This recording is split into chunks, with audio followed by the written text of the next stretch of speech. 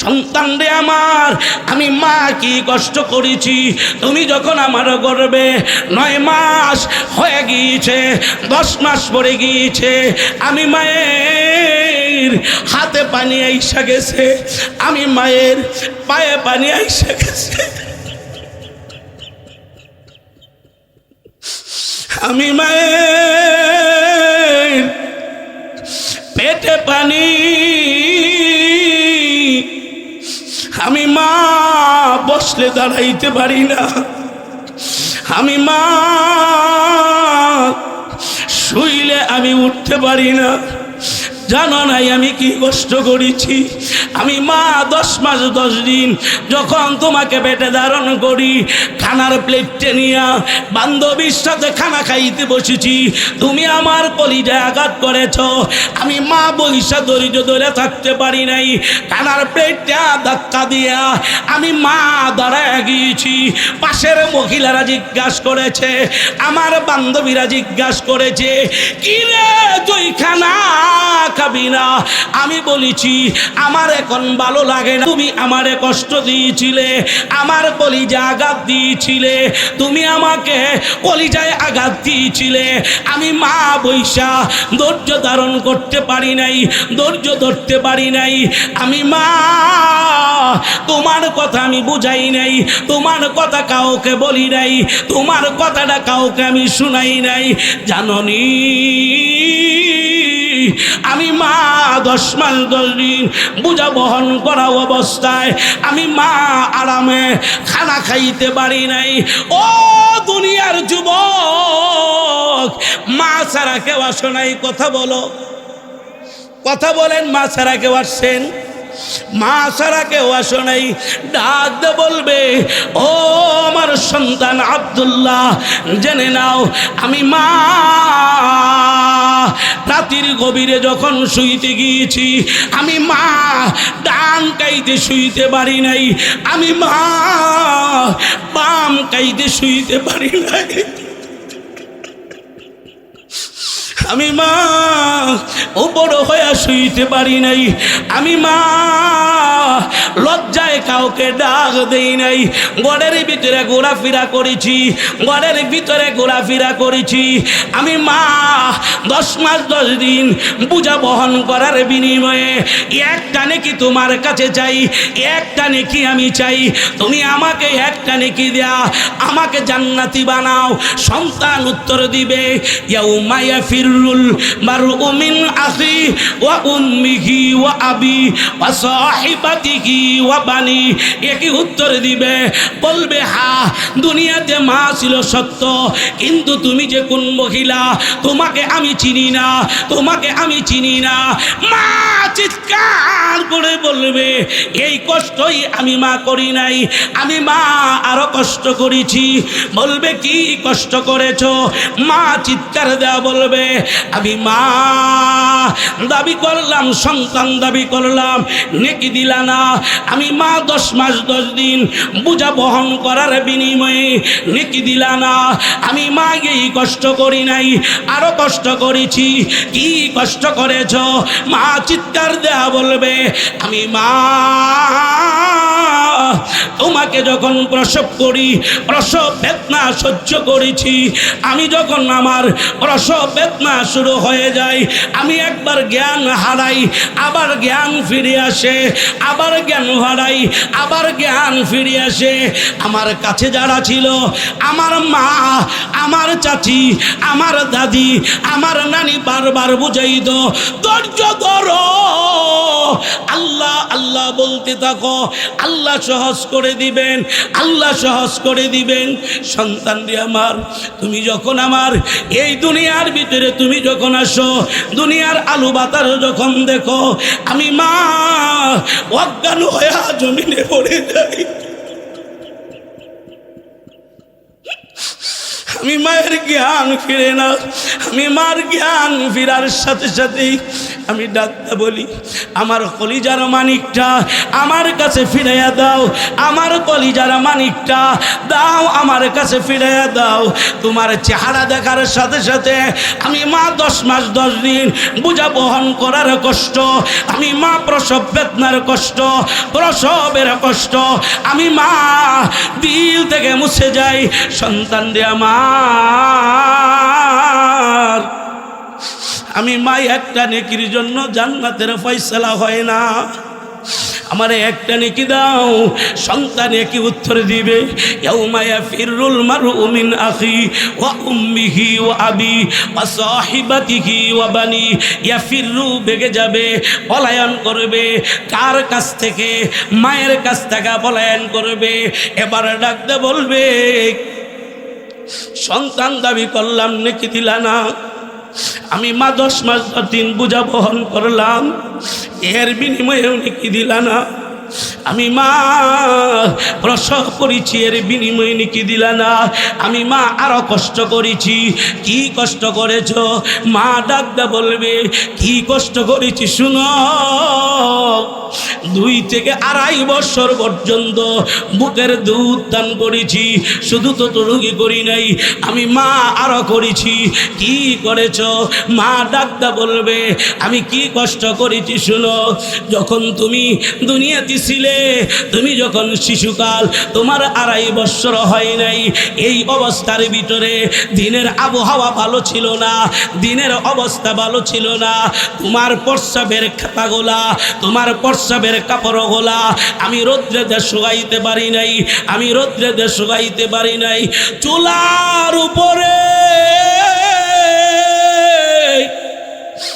আগুনের সেক দিয়া কাপড়গুলা শুকাইলাম। 3টা কাপড় শুকাইছি, বাকি কাপড় শুকাইতে পারি নাই। সন্ধ্যা রাত্রে প্রস্রাব করিয়া 3টা কাপড় তুমি ভিজাইয়া দিলা, 3টা কাপড় ভিজে গেল। আমি মা চিন্তা করলাম, আমার সন্তানটার ঠান্ডা লাগবে, আমার শুকনা জায়গার ভিতরে তোমার নিয়ে আমি মা তোমার প্রস্রাবের জায়গায় শুয়েছি। শুধু ততটুক করি নাই, চিন্তা করলাম একটু পরে দেখি এই জায়গাটাও তুমি প্রস্রাব করে ভিজিয়ে দিলে। আমি চিন্তা করলাম আমার কলিজার মালিকের ঠান্ডা লেগে যাবে, এই জন্য আমি মা আমার পরনের কাপড়ের আঁচল দিয়া তোমাকে মুড়াইয়া, শুকনা কাপড়টা মুড়াইয়া আমার বুকের সাথে লাগাই রাখছি, যেন ঠান্ডা না লাগে, যেন কোনো ঠান্ডা না লাগে। আমি মা তোমার কাছে দাবি, সন্তান দাবি করলাম, নেকি দিলা না। আমি 10 মাস 10 দিন বোঝা বহন করার বিনিময়েও নেকি দিলা না। আমি মা প্রসব বেদনার কষ্টের বিনিময়েও নেকি দিলা না। আমি মা 2 থেকে 2.5 বছর পর্যন্ত বুকের দুধ দান করলাম, নেকি দিলা না। ও আমার সন্তান,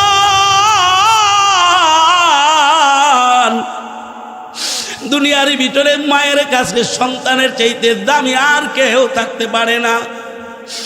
সন্তান যে কত দামি, যার সন্তান আছে সে বুঝে, যার সন্তান নাই সে কখনো বুঝে না, তাকে বুঝানো কখনো সম্ভব না। এই জন্যই তো আমার আল্লাহ কুরআনুল কারীমের ভিতরে যত জায়গার ভিতরে আল্লাহ নিজের হকের কথা বলেছেন, তত জায়গার ভিতরে আল্লাহ মাতা পিতার হকের কথা বলেছেন। সূরা বনী ইসরাঈলে আল্লাহ নিজের হকের সাথে মাতা পিতার হকের কথা বলেছেন। সূরা কাহাফে আল্লাহ নিজের হকের সাথে মাতা পিতার হকের কথা বলেছেন। সূরা লুকমানে আল্লাহ নিজের হকের সাথে মাতা পিতার হকের কথা বলেছেন। আমার রব, আমার মালিক আমার আল্লাহ সূরা নিসাতে আমার আল্লাহ নিজের হকের সাথে মাতা পিতার হকের কথা বলেছেন। বোঝা গেল ওই কঠিন মুসিবতের দিন কেউ কাহারও কোনো কাজে আসবে না, কেউ কাহারও কোনো কাজে আসবে না। কেন পরিচয় দিবে না? মুফাসসিরিনে কেরাম বলেন এই জন্য পরিচয় দিবে না, সন্তান চিন্তা করবে একটা নেকি যদি আমার ভয়াবহ মুসিবতের দিনে একটা নেকি যদি আমার কম হয়ে যায়, কে আমারে নেকি দিবে? কে আমারে নেকি দিবে? দিনটা কেমন? সূর্য মাথার আঘাত পড়ে চৈত্রিক মাসে রৌদ্র তো আমরা সহ্য করতে পারি না, কথা বলেন, আমরা সহ্য করতে পারি? চৈত্রিক মাসের রৌদ্র তো আমরা সহ্য করতে পারি না। তাহলে একটু বিবেক দিয়ে চিন্তা করেন, বালিশের সাথে মাথা লাগায়া চিন্তা করেন, এই সূর্যটা ভাই মাথার আঘাত পরে চলে আসবে, এই সূর্যটা মাথার আঘাত পরে চলে আসবে। আমার রব আমার মালিক আমার আল্লাহ সূর্যকে আদেশ দিবেন, ও সূর্য তোর ভিতরে যত গরম আছে সমস্ত গরমগুলা নিচের দিকে ছেড়ে দে। সূর্যের জবান খুলে যাবে, সূর্য ডাক দে বলবে ও মালিক। কেন? আমার রব আমার মালিক আমার আল্লাহ বলবেন ওই সমস্ত মানুষের জন্য যারা আমাকে মানে নাই, আমার হুকুম মানে নাই, আমার হুকুম মানে নাই, নবীজির তরিকা চলে নাই, বেনমাজি মাজলুম জুলুম করে নেওয়ালা, এদেরকে শাস্তি দেওয়ার জন্য সূর্য তোর ভিতরে যত গরম আছে সমস্ত গরম ছেড়ে দে। আমি বক্তা তো নিজেই দুনিয়ার সূর্যের তাপ সহ্য করতে পারি নাই, পরকালে সূর্যের তাপ আমি সহ্য করতে পারবো না, আমি সহ্য করতে পারবো না। আমার সাথে কারা কারা পারবেন না পরকালে সূর্যের তাপ সহ্য করতে পারবেন না? দুইটা হাত একবারে উঁচা করে জবান খুলে ডাক দেন আল্লাহ, আরো জোরে ডাক দেন আল্লাহ, আরো জোরে ডাক দেন আল্লাহ, ইয়া আল্লাহ, ইয়া আল্লাহ। পরকালে আল্লাহ তুমি সূর্যের তাপ দিয়া আমাদেরকে কষ্ট দিও না, ও মালিক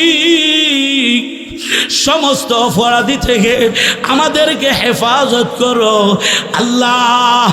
ঈমান আমল বানানোর তৌফিক দাও, বলেন আল্লাহুম্মা আমিন, আরো জোরে বলেন আমিন।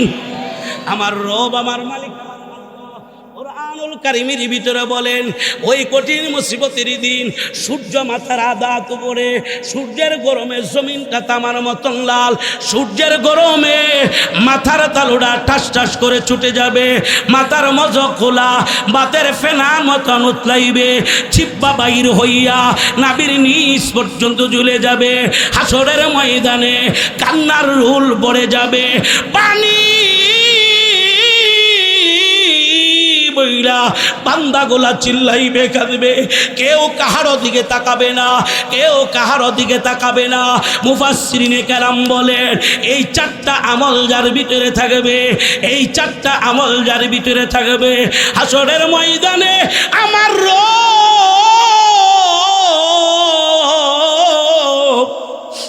আমার মালিক আমার আল্লাহ ডাক দা বলবেন আয় বান্দা আয়। এই চার গুণলা বিশিষ্ট লোকদেরকে আমার আল্লাহ ডাক দা বলবেন আয় বান্দা আয়, আজকে তোদের ক্রন্দন করার দিন না, আজকে তোদের ক্রন্দন করার দিন না, আয় তোরা আয়।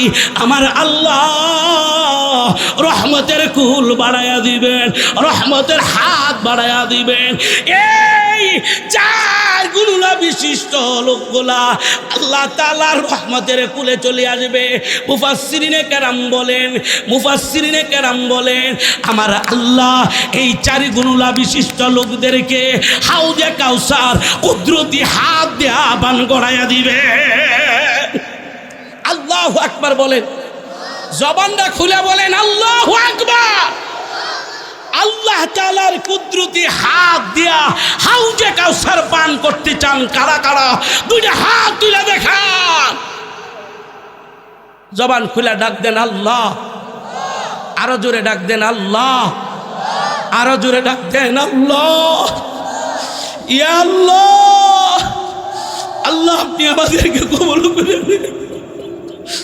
আল্লাহ জাহান্নামী বানায়া কবরে নিয়েন না, বেআমল বানায়া কবরে নিয়েন না। আল্লাহ ঈমানের হালতে মৃত্যু দিয়েন, জান্নাতি বানায়া আল্লাহ কবরে নিয়েন। বলেন আমিন, আরো জোরে বলেন আমিন। এবার আসেন, আমল কয়টা মনে আছে? আমল কয়টা? আমল কয়টা? আমার রব, আমার মালিক, আমার আল্লাহ সূরার শুরুতে আল্লাহ তাআলা বলেছেন ওয়ালা আসর, সময়ের শপথ করেছেন। আল্লাহ শপথ কেন করলেন? বাংলাতে বলা হয় শপথ, আরবিতে বলা হয় কসম। আল্লাহ কসম খেয়েছেন কিসের? সময়ের। সময়ের কসম কেন খাইলেন? সময়ের কসম কেন খাইলেন? মুফাসসিরিনে কেরাম বলেন সময়ের চাইতে দামি জিনিস, যেই জিনিসের আল্লাহ যেই জিনিসের কসম খান, এই জিনিসের দাম আল্লাহ বাড়ায়া দেন। সুবহানাল্লাহ কইতেন না? জবানটা খুলে বলেন আল্লাহু আকবার। সময়ের দাম আছে না নাই? কথা বলেন, সময়ের দাম আছে না নাই? আমি যদি বলি কেউ মনে কষ্ট দিবেন না। একই সময়ের ভিতরে, একই সময়ের ভিতরে এই জান্নাতের বাগানে বসা, একই সময়ের ভিতরে জান্নাতের বাগানে যারা বসা, তাদের উপরে আল্লাহ তাআলার রহমত বর্ষণ হচ্ছে। একই সময়ের ভিতরে রাস্তাঘাটে, দোকানে, বাজারে লোক আছে না নাই? সময় এক না দুই? কথা বলেন, সময় এক না দুই?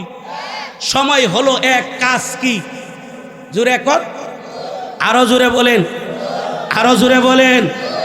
একই সময়ে কেউ গিয়া দেখেন রাস্তায় ছিনতাই করে, আছে না নাই? কথা কোন আছে না নাই? তাহলে ছিনতাইয়ের মাধ্যমে মানুষ কি জান্নাতে যায়? যাওয়ার রাস্তা না জাহান্নামে যাওয়ার রাস্তা? জোরে কোন, জান্নাতে যাওয়ার রাস্তা না জাহান্নামে যাওয়ার রাস্তা? একই সময়ে কেউ চাঁদাবাজি করে, আছে না নাই সমাজে? কথা বলেন। এই সময় ব্যবহার করে কেউ যাবে জান্নাতে, এই সময় ব্যবহার করে কেউ যাবে জাহান্নামে। কথা বলেন ঠিক না বেঠিক? এই সময়ের দাম, এই সময়ের কদর দাও, এই সময়ের মূল্য দাও। একই সময়ে রাতের একটা সময় এক আল্লাহর বান্দা ওযু করিয়া, ঠান্ডা পানির দ্বারা ওযু করিয়া রবের দরবারে দাঁড়াইয়া যায়। দাঁড়াইয়া রবের কুদরতি পায়ে সিজদা দে আর কাঁদে। কি বলে? রব্বানা আতিনা ফিদ দুনিয়া হাসানা ওয়া ফিল আখিরাতি হাসানাতাও ওয়া কিনা আযাবান নার। একই সময়ের ভিতরে এক আল্লাহর বান্দা রাতের 12টার সময় একই সময়ে সিজদা করে কাঁদে আর বলে, ও মালিক, তুমি আমারে জাহান্নামের আগুন থেকে বাঁচাইয়া দাও, আমি জাহান্নামের আগুন সহ্য করতে পারবো না। একই সময়ের ভিতরে এক আল্লাহর বান্দা কোরআন তেলাওয়াতে লিপ্ত হয়ে যায়। একই সময়ে এক আল্লাহর বান্দা জিকিরে লিপ্ত হইয়া যায়। আছে না নাই? কথা বলেন, আছে না নাই? আর এক শ্রেণীর লোক রাতের একটা সময় চাক্কু লইয়া দাঁড়ায়, আছে না নাই? জোরে কর। আর এক শ্রেণীর লোক চাক্কু লইয়া দাঁড়ায়, রাস্তাতে গেলেই ডেগার দইয়া দেয়, রাস্তাতে গেলে পিস্তল ধরে। ধরে কি বুঝায়? কয়ে যা আছে সব আমারে দে, যা আছে আমারে দে। আর এই রাস্তাটা এই সময় ব্যবহার করে ছিনতাই করে সে জাহান্নামের দিকে রওনা করলো। একই সময় ব্যবহার করে চাঁদাবাজি করে, একই সময় ব্যবহার করে ছিনতাই করে, একই সময় ব্যবহার করে চুরি করে, একই সময় ব্যবহার করে ডাকাতি করে সে জাহান্নামের দিকে রওনা করলো। আর একই সময়ে আল্লাহর বান্দা নামাজ পড়ে পড়ে রবের দরবারে দোয়া করে, আল্লাহ তুমি আমারে জাহান্নামের আগুনে দিও না, জাহান্নামের আগুন সহ্য করতে পারবো না। ও মালিক, তুমি আমারে জান্নাতি বানায়া দাও, জান্নাতের মেহমান না বানায়া আল্লাহ তুমি কবরে নিও না। কথা বলেন ঠিক না বেঠিক? আছে না নাই? আমার রব, আমার মালিক, আমার আল্লাহ যেই জিনিসের শপথ করেন এই জিনিসের দাম বাড়ায়া দেন।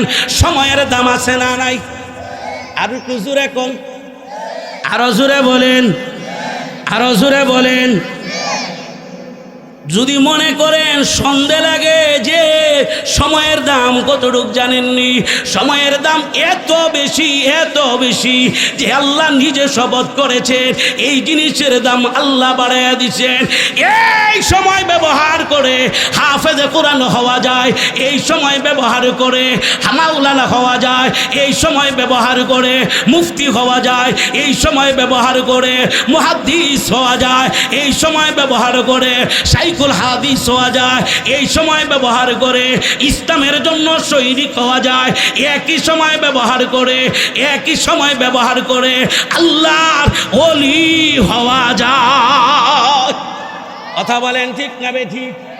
আর একই সময় ব্যবহার করে ছিনতাইকারী হওয়া যায়, একই সময় ব্যবহার করে জিনাখুর হওয়া যায়, একই সময় ব্যবহার করে মদখুর হওয়া যায়, একই সময় ব্যবহার করে চোর হওয়া যায়, একই সময় ব্যবহার করে ডাকাত হওয়া যায়, একই সময় ব্যবহার করে জাহান্নামের আসামি হওয়া যায়।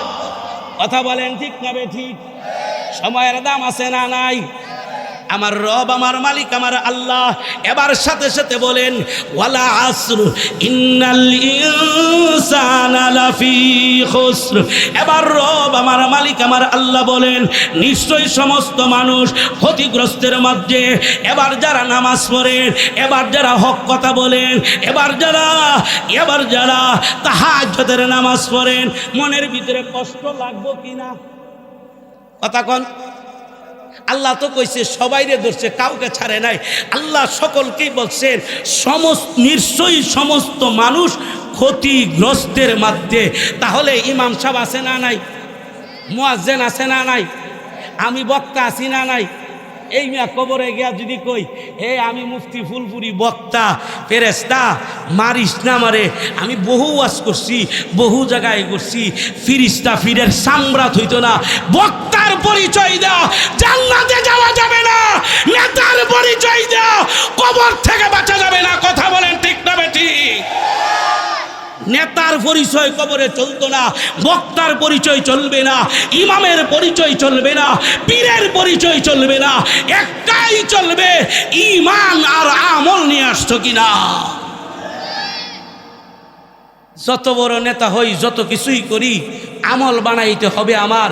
এবার আমার রব, আমার মালিক, আমার আল্লাহ কোরআনুল কারীমের ভিতরে এবার আল্লাহ জানায়া দেন কাদেরকে বোঝান, যাদের আমল ভালো, ঈমান ভালো, যাদের মজবুত ঈমান, যাদের দিলের ভিতরে আগুন লেগে গেছে, আল্লাহ আমাদের কেউ ছাড়ে নাই।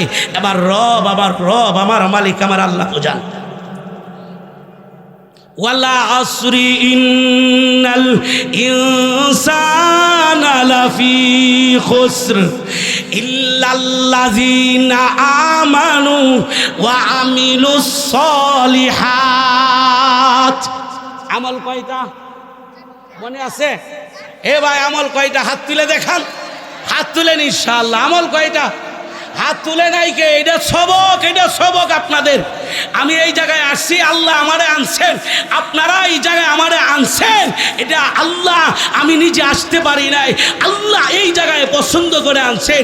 এটা আপনাদের সবক দেওয়া যায়। যদি মানেন বক্তাও কামিয়াব, মাহফিল কামিয়াব, এই সমাজের যুবক কামিয়াব, এই দেশ কামিয়াব। কথা বলেন ঠিক না বেঠিক? এটা আমার বাবার কথা না, আমার বাপ দাদার কথা লইয়া আইছি না এই জায়গায়, গাঁজাখুরি কথা না। আমার রব, আমার মালিক, আমার আল্লাহ এবার কোরআনুল কারীমের ভিতরে জানাইয়া দেন ইল্লাল্লাযীনা আমানু ওয়া আমিলুস সলিহাত। আমার রব আমার মালিক আমার আল্লাহ। এক নম্বরে আমার আল্লাহ বললেন ইল্লাল্লাযীনা আমানু, তারা ক্ষতিগ্রস্তের ভিতরে না। কারা ক্ষতিগ্রস্তের ভিতরে না? আল্লাহ ইস্তিসনা করে দিলেন, পার্থক্য করে দিলেন। ওই এক নাম্বার হলো যারা ঈমান এনেছে। কি ঈমান এনেছেন? কাউলু লা ইলাহা ইল্লাল্লাহ। জবান খুলে পড়েন লা ইলাহা।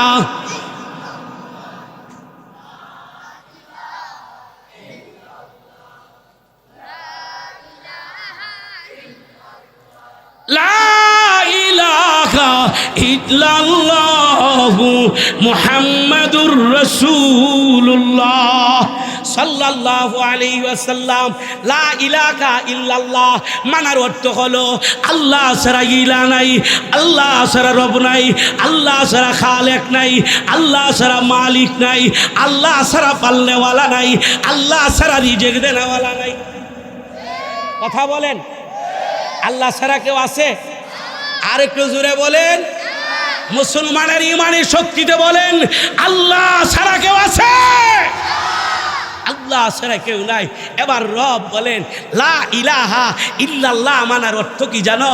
লা ইলাহা ইল্লাল্লাহ, আল্লাহ ছাড়া রব নাই, আল্লাহ ছাড়া খালেক নাই, আল্লাহ ছাড়া মালিক নাই। আল্লাহ রিজিকের মালিক, আল্লাহ মৌতের মালিক, এটা সাক্ষী দেওয়ার নামে শুধু ইমানদার হইতে পারবে না। আমার রব আমার মালিক আমার আল্লাহর হক রয়েছে। আমার রবের হক হলো লা ইলাহা ইল্লাল্লাহ মানার অর্থ হলো 5 ওয়াক্ত নামাজ পড়া। কয় ওয়াক্ত নামাজ? আরো জোরে কোন কয় ওয়াক্ত? এবার দেখান দি কয় ওয়াক্ত? আরো জোরে কয় ওয়াক্ত? হাত নামান। অনেকে তো 5 ওয়াক্ত নামাজের নামই জানে না। আছে না নাই? আছে না নাই? কেউ আছে শুক্রিয়া মুসল্লি। শুক্রিয়া বুঝেন? শুক্রবারে নামাজ পড়ে সারা মাস, সারা সপ্তাহ নামাজের খবর নাই। আবার কেউ আছে নামাজ পড়ে বছরিয়া মুসল্লি। আবার কেউ আছে নির্বাচনীয় মুসল্লি, 5 বছরিয়া মুসল্লি। কথা বলেন আছে না নাই? লম্বা টুপি বইরে দেখবেন যে আইসা গেছে, আইরে বুট চাওয়া আর কত কিছু চাইতেছে। ঠিকই নামাজ এই দিন আল্লাহর রহমতে নামাজ চলছে, নির্বাচন নাই, টুপিও নাই, নামাজও নাই। আমরা নির্বাচনে নামাজ পড়ি না। কথা বলেন, ওই নির্বাচনে নামাজ পড়বেন কি? নির্বাচন না কয় ওয়াক্ত? জোরে কর, আরো জোরে বলেন কয় ওয়াক্ত পড়বেন ইনশাআল্লাহ? হাত তুলে দেখান ইনশাআল্লাহ। নারে তাকবীর, নারে তাকবীর। আল্লাহ কবুল করুক, বলি না আমিন। 5 ওয়াক্ত নামাজ পড়া এটা আমার রব আমার মালিক আমার আল্লাহর হক। 5 ওয়াক্ত নামাজ পড়া আমার রব আমার মালিক আমার আল্লাহর হক। লা ইলাহা ইল্লাল্লাহ মানার অর্থ হলো 5 ওয়াক্ত নামাজ পড়া। লা ইলাহা ইল্লাল্লাহ মানার অর্থ হলো মাহে রমজানের 30টা রোজা রাখা। লা ইলাহা ইল্লাল্লাহ মানার অর্থ হলো শরীয়ত সম্মত পর্দা করা। লা ইলাহা ইল্লাল্লাহ মানার অর্থ হলো নেশা পরিমাণ মালের মালিক হইলে যাকাত দেওয়া। লা ইলাহা ইল্লাল্লাহ মানার অর্থ হলো হজ্জে বাইতুল্লাহ, আল্লাহর ঘর তওয়াফ করা। লা ইলাহা ইল্লাল্লাহ মানার অর্থ হলো আল্লাহর কোরআন 1 বছর 2 বছরে আল্লাহ বিশ্ব নবীজির কাছে পাঠান নাই। সমস্ত আম্বিয়া আলাইহিস সালাতু ওয়াস সালামের যত কিতাব আছে সমস্ত কিতাব আমার রব আমার মালিক আমার আল্লাহ একত্রিতভাবে একবারে দিয়েছেন। আল্লাহ এই কোরআনকে একবারে দেন নাই নবীজির কাছে, একবারে নাজিল হয় নাই, একবারে নাজিল হয় নাই। কয় বছরে নাজিল করেছেন? জোরে কোন, আরো জোরে, আরো জোরে। 23 বছরে আল্লাহ নাজিল করেছেন। 23 বছরে আল্লাহ নাজিল করে এটাই জানাইতে চান 23 বছর আল্লাহ বিধান দিয়েছেন আপনার উপর আমার উপর। আল্লাহ বিধান দিয়েছেন লা ইলাহা ইল্লাল্লাহ মানার অর্থ হলো 30 পারা কোরআনে আল্লাহ যত আদেশ করেছেন সব মেনে নেওয়া, আল্লাহ যত নিষেধ করেছেন সব ছেড়ে দেওয়ার নাম হলো লা ইলাহা ইল্লাল্লাহু মুহাম্মাদুর রাসূলুল্লাহ। করেন সাল্লাল্লাহু আলাইহি সাল্লাম। এবার আসেন হুজুর 5 ওয়াক্ত নামাজ পড়লে লাভ কি? একটা লাভ আপনাদেরকে শোনাবো, শুনবেন তো ইনশাল্লাহ। এর কষ্ট হইতেছে, আমার কথায় কষ্ট পাইছেন? আল্লাহ কবুল করুক, বলে না আমি। তাহলে এবার আসেন শুধু একটা হকের কথা বলি, লা ইলাহা ইল্লাল্লাহ, আল্লাহর হক। আল্লাহর হক 5 ওয়াক্ত নামাজ পড়া। 5 ওয়াক্ত নামাজ যে পড়বেন এটার একটা ফাজাইল বলবো। মা আয়েশা রাদিয়াল্লাহু তাআলা আনহা নবী আলাইহিস সালাতুস সালামকে প্রশ্ন করেছিলেন, ইয়া রাসূলুল্লাহ, ইয়া হাবিবাল্লাহ, নবী গো আমার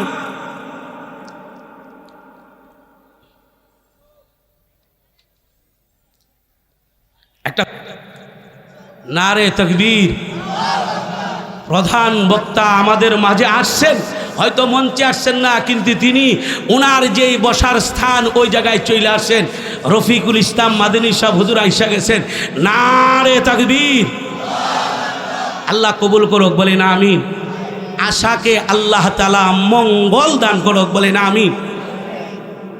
কে বলতেছিলাম নামাজের একটা ফাজাইল আপনাদেরকে শোনাই। যারা নামাজ পড়েন আর যারা পড়েন না, আমার এই কথা থেকে নবীর হাদিস থেকে আপনারা যাইনা নিবেন।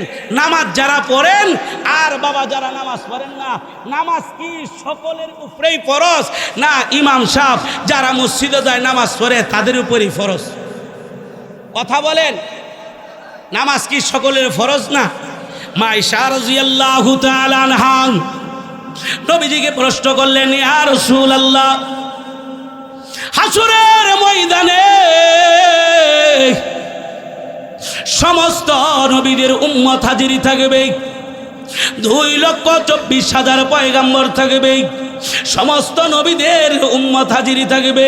নবী গো, আপনার উম্মত আপনি কিভাবে চিনবেন?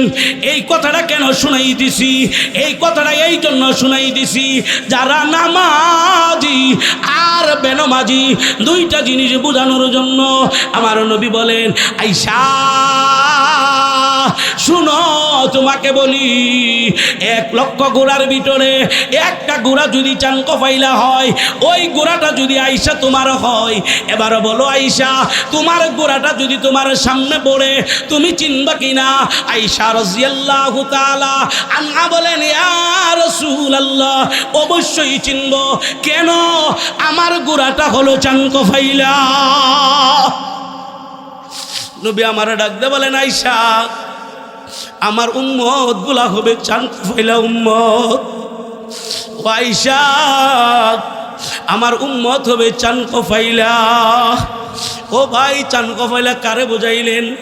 তোমারে বুঝাইলেন চান কফাইলা, আমাকে বুঝাইলেন চান কফাইলা।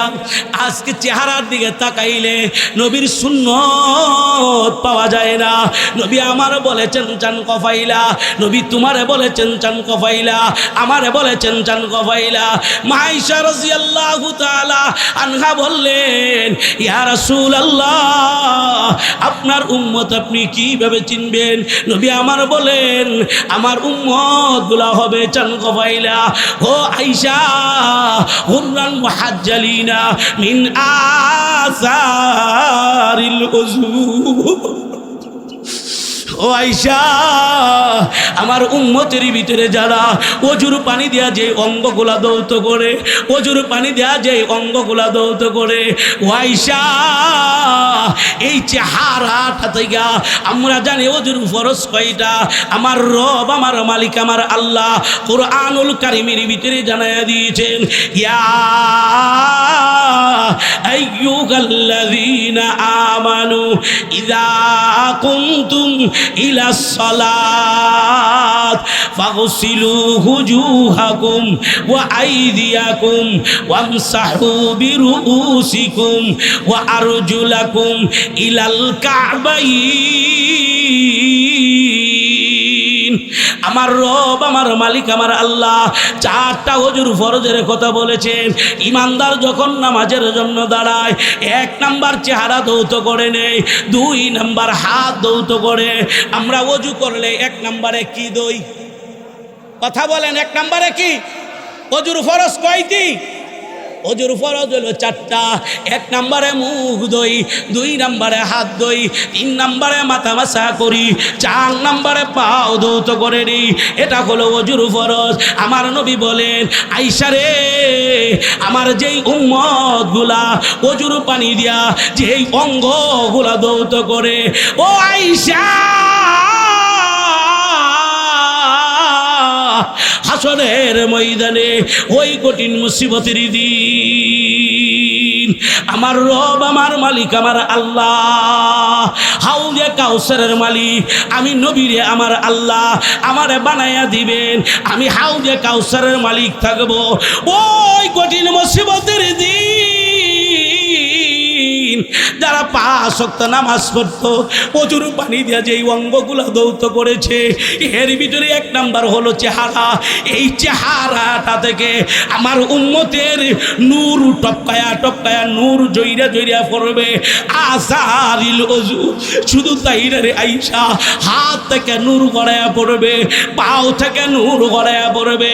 ও আয়েশা,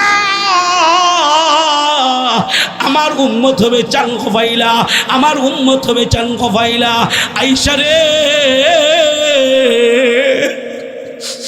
আয়েশা, সূর্য যেমন ভাবে আলু ছড়ায়, আমার উম্মত নামাজিদের চেহারা থেকে আলু ছড়াইতে থাকবে, আলু ছড়াইতে থাকবে। আমি নবী দেখব আর বলবো, আয় উম্মত আয়, তুই আমার উম্মত। আমি নবী তাদেরকে হাউজে কাউসার পান করাবো, হাউজে কাউসার পান করাবো। 30,000 বৎসরের ফুলজেরাদের রাস্তা পার হইয়া আল্লাহ তৈরি জান্নাতে চইলা যাবে। আর যারা নামাজ পড়ো নাই রে ভাই, এই চেহারার ভিতরে নূর থাকবে না, হাতের ভিতরে নূর থাকবে না। হাসরের ময়দানে যখন, আসরের ময়দানে যখন তুমি আর আমি নবীর কাছে গিয়া বলবো, নবী গো আমার, ও নবী আমি আপনার উম্মত, তুমি বলবেন তোমারে চিনি না, তোমার চেহারার ভিতরে নূর নাই, তোমার চেহারার ভিতরে আলো নাই। নবী যদি আমাদেরকে না চিনেন তাহলে আমাদের কোনো উপায় নেই, আমাদের কোনো উপায় নেই। এই জন্য তোমাদের কাছে একটা কথা বইলা গেলাম, ঈমান ছাড়া কবরে যাওয়া যাবে না, আমল ছাড়া কবরে যাওয়া যাবে না। 2 নম্বর হলো আমলে সালেহা। মুফাসসিরিন কেরাম বলেন, ইয়ামুরুনা বিল মারুফ ওয়া ইয়ানহাউনা আনিল মুনকার, সৎ কাজের আদেশ ও সৎ কাজের নিষেধ করা, অর্থাৎ আমলে সালেহা বলতে সমস্ত ফরজিয়তের ভিতরে দাখিল। 3 নাম্বার হলো হক কথা বলা, হক কথা বলা, হকের সাথে থাকবো তো ইনশাআল্লাহ। হক বলবো আমরা, হকের সাথে থাকবো, হক থাকবো। ইমান তো জিনিস হলো গরম জিনিস। এই জন্য 2014 সালে 25 ডিসেম্বর নয়া দিগন্তের নিউজের ভিতরে লিখছিল, ইন্ডিয়ার একজন বড় ধরনের কর্মকর্তা তিনি বলেছিলেন, ইন্ডিয়ার ভিতরে কোনো মুসলমান থাকতে পারবে না, যদি থাকতে হয় তাহলে হিন্দু হইতে হবে, মুসলমান হয়ে থাকতে পারবে না। আর না হয় ইন্ডিয়া ছেড়ে বাংলায় যাইতে হবে, আর না হয় পাকিস্তান। ওই সময় থেকেই আমি মাঝে মাঝে এই কথাটা বলতাম, যদি আমার মুসলমান ভাই মুসলমান হওয়ার অপরাধে ইন্ডিয়ার জমিনে যদি বসবাস না করতে পারে, একটাই অপরাধ, সে মুসলমান, এই জন্য ইন্ডিয়াতে থাকতে পারবে না। তাহলে আমাদেরও কোনো মুসলমানেরও কি এমন কোনো আওয়াজ আছে না নাই? কথা বলেন, আছে না নাই?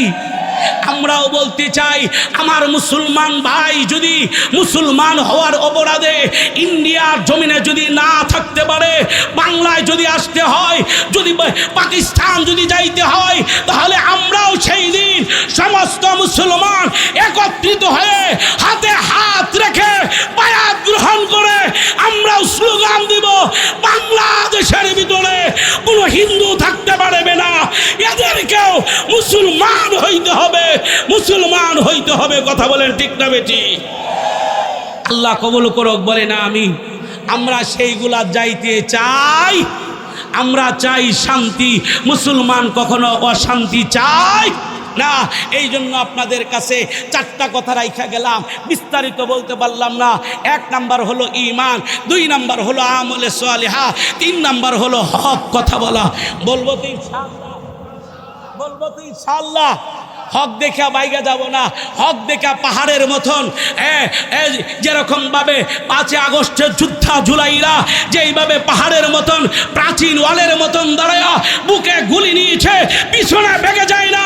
আর যদি বাইগা যাইতো বাংলাদেশ থেকে বিমান দেয়া বলে ইন্ডিয়া যাইতো না। কথা বলেন ঠিক না বেঠিক? আমরাও সামনে যদি আমরাও সত্যের জন্য প্রাচীন ওয়ালের মতন দাঁড়াবো ইনশাআল্লাহ। হকের পথে থাকবেন কারা কারা? 2টা হাত তুলে দেখান। নারে তাকবীর, নারে তাকবীর। আল্লাহ কবুল করুক, বলেন আমিন। 4 নম্বর হলো ধৈর্য ধরা। ধৈর্য ধরা। দুষ্টদের কাজ হলো দুষ্টামি করা। কথা বলেন, দুষ্টদের কাজ হলো দুষ্টামি করা। কেউ যদি আপনারা আঘাত করে সাথে সাথে আঘাত করার দরকার নাই, একটু ধৈর্য ধরবেন, সবুর করবেন, ধৈর্য ধরবেন। আল্লাহ নিজে বলেছেন সবুরকারীর সাথে আমি আছি। আল্লাহ আমাদেরকে কবুল করুক, বলেন আমিন। এই 4টা আমল উপরে থাকতে রাজি আছেন? আর একবার হাত তুলে দেখাইয়া দেন, একবারে উঁচা করেন, একবারে সোজা করেন, জবান খুলে ডাক দেন আল্লাহ। আরো জোরে ডাক দেন আল্লাহ। আল্লাহ আমি গুনাহগার, যে কথাগুলো আমি বললাম তোমার বান্দাদের সামনে আল্লাহ তুমি কবুল করে নাও, আমারে কবুল করে নাও। যারা শুনছি আল্লাহ তাদেরকে কবুল করে নাও।